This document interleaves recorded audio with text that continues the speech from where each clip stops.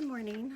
My name is Kara Bonds, and this is my presentation for Professor Robles' class for Chaffey College. So today I am talking about something that we talked about in our lecture. Something that struck me was the Japanese being sent to internment camps during World War II.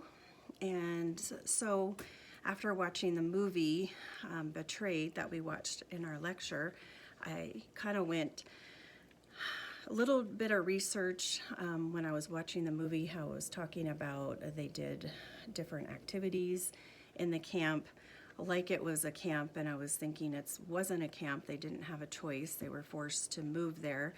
And then I started reading about an artist, a gentleman, and his name was Mr. Kengo Takamura, and he before he was interned, he worked for Hollywood. He did he worked as a photo retoucher in Hollywood. So he came to America from Japan when he was 17 years old. He lived in Hawaii for about 10 years. He went to New York for a little bit, started getting interested in the motion picture industry, and then came out to Hollywood. So in 1942, he was taken by the FBI to an internment camp. First, he was taken to New Mexico. For a while, there was an internment camp there, and then he was able to join his family in Manzanar, which is in California in Kern County. So I saw a couple pictures by him, and I thought, you know, if you didn't know the history of them, you thought they were just beautiful pictures with the Sierras in the back. I tried to print out one, but because of copyright issues, I couldn't print out the whole thing. But this is one here, and you can see in the background the Sierras with the snow and the trees. And so this one was done in 1945, and there's the information. All of his pictures were on about this size, 8 by 10.5 inches, just like a standard size of paper. While he was in the internment camp, he did 75 paintings total. He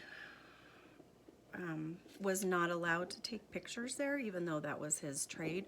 So he drew pictures instead. And if you look at the pictures, it gives you a real insight to what was happening inside the camp from someone who was actually in it, not someone who's from the outside taking pictures.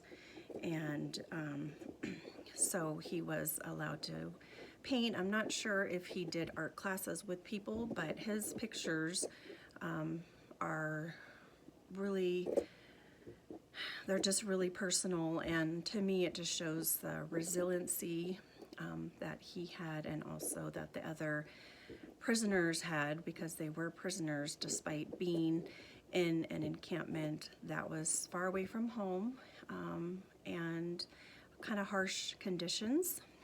Manzanar could be really cold in the winter and really hot in the summer, and a lot of these people had homes and businesses in beautiful areas in California, and they were taken away from that. So this just touched me, his strength and resiliency, that he had to paint beautiful pictures despite being in prison and not able to have freedom. So what was also surprising to me is that after he was released, so he was in the internment camp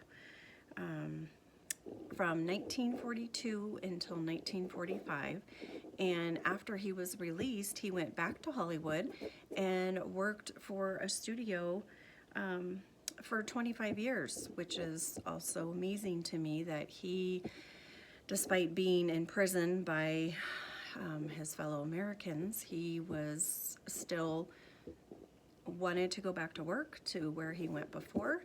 And he died in 1990 at the age of 94. 4 years old.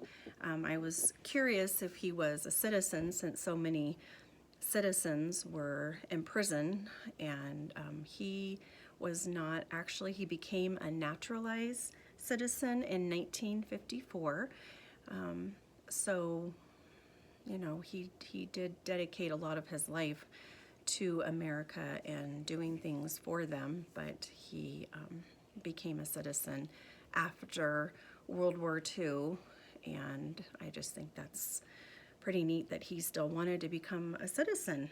So all of my references, or I got all this information from the UCLA, the library on ucla.edu,